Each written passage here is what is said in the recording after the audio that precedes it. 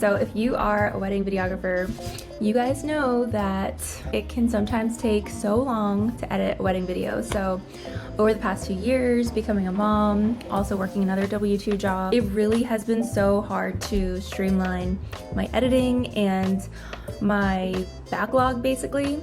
And I have more or less cut my editing time in half. A full film collection, meaning like a highlight film along with a ceremony edit, a speeches edit, used to take me somewhere around like 40 hours, but now I've been able to cut it down to like about 20 hours. And even still, some projects, if they are shorter, like if it's a shorter highlight film, or if they don't get a ceremony and speeches edit, even better. Welcome to my checklist. So this is basically a checklist that I created, basically allow people to see what I do and how I kind of create like mini milestones and focal days. I kind of theme each day of my editing workflow so that I know like what is coming up and the only thing I need to focus on. And for me, I'm just a checklist person that I work really well off of being able to structure my thoughts in my brain. Creatives are known to be very like kind of messy and fluid and very, unstructured with their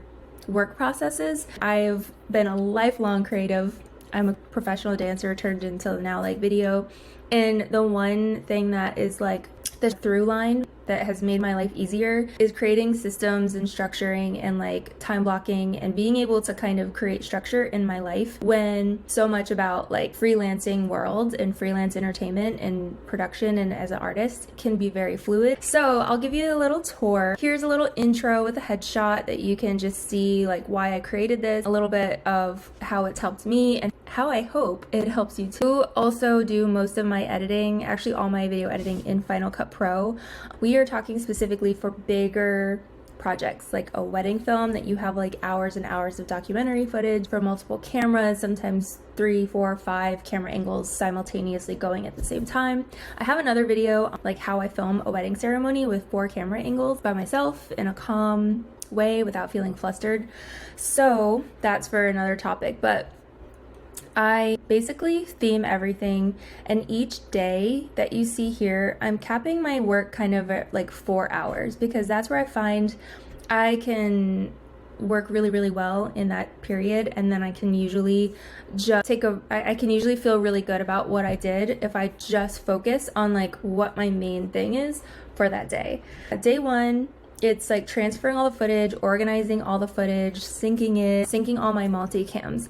I don't even try to like select all the best A-roll dialogue moments until the next day because day 1 is just organization and library setup, which I actually have listed down in the description here as well, my Final Cut Pro library template, which has like metadata and everything, and it comes also too with my video on my YouTube channel as well that's got like the library tour walking through the metadata. And I did it in a way that like I tried to show everything in case you want to try to set it up yourself. But for the affordable rate that I listed it for in selling it, I think it's well worth your time to just grab that and start from there customizing versus trying to start from scratch. So hope you'll check that out. So yeah, day 1 is just taking that library and setting it up. You can take those same principles and build out your library template with like Premiere or DaVinci or another editing platform as well. Yeah, definitely check that out. Day 2, which is what I'm going to be doing today, storyline, music, and A-roll. So I'm going to be listening to music on MusicBed. I already have some like playlists with music selected that is pretty signature to like the style of wedding videos I make. And then I'm going to basically like listen to music while I'm also taking out key parts of the dialogue and of the ceremony and speeches that I really want to use in my film, also from first looks and from letter readings. So I'm going to lift all of that in the storyline and in the timeline and be able to like work with that and bring it over into my highlight film edit. So that is all I plan to do for today, is just selecting that.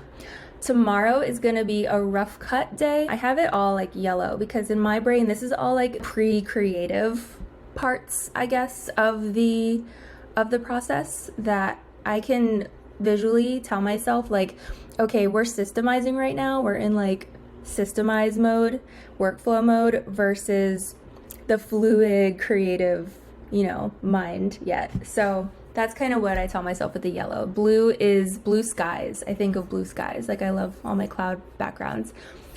Blue is blue skies. That is like, in, for example, in entertainment, creative, they like kind of talk about like when they're developing new shows, it's like blue skies phase of a project or new like entertainment offering. So in my brain, blue is like blue skies.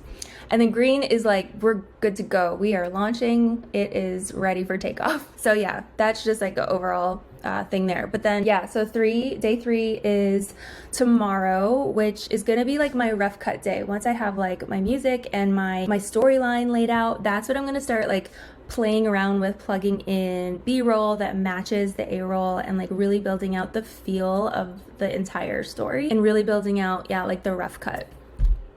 Day 4, which I'm not going to be able to get to that until next week, but day 4 is like refining the edit and the feeling of it and the pace. That is such a huge step that I think gets like glossed over with a lot of video like editors, and like whenever I've tried to outsource, is that it doesn't feel refined and it doesn't feel like the pacing has been thought out. It's like, it feels like they've just gone from like rough cut to mastering to sending it off to you. So I'm really big on taking an entire day to refine your edit and your pacing. Does the edit have breath? Does it feel like does it feel like it's just breathing? Like the full moments of an edit, like the full moments of a documentary event, are you letting it breathe and like play out in full? So I'm really a huge advocate of that. I really think that the fast-paced culture of social media and quick editing for like retention has like taken hold of also the wedding video industry.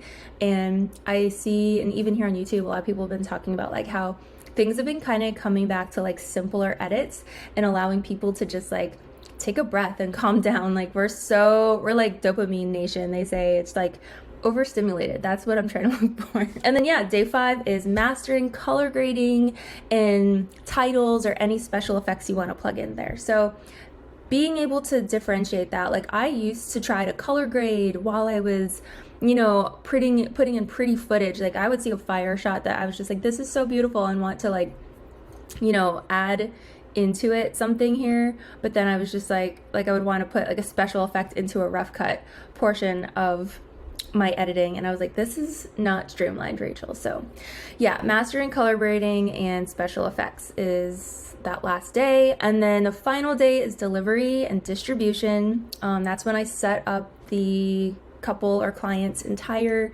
like video album website that they're able to like log in and stream it, you know, bring it to their TV and stream it. That's when I also make like a little video like this, and I send it to them thanking them for that, and how it was such an honor to like film their day and being trusted with this. And yeah, and that's when I also ask for like feedback, because I use that too as like testimonies on my website.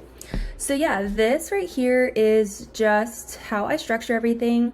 And more or less, like I said, each day is 4 hours. So if I were to total 4 times 6 days, that's about 20 hours of work per film project. Now, I will say that sometimes this step right here, if I'm really busy and I need to shave off like 4 hours of my time, I will outsource this transferring, organizing, and editing portion. I find that it can be helpful. Like a company I used, they have a really robust system library set up, but it's still a bit messy, and I've been needing to go back in and use my system here of being able to plug in the metadata and plug in the things that organize the footage properly. So yeah, anyway, I hope that this was helpful. Please take a look at this little freebie checklist down below and stay tuned. I'm also going to be creating an interest list, like a pre-launch list for an entire course that I'm hoping to make all about getting out of your backlog as a wedding videographer, and also being able to take control of your edits and take control of your video editing post-production without needing to outsource that. So all in all, thank you, and I'll see you in the next video.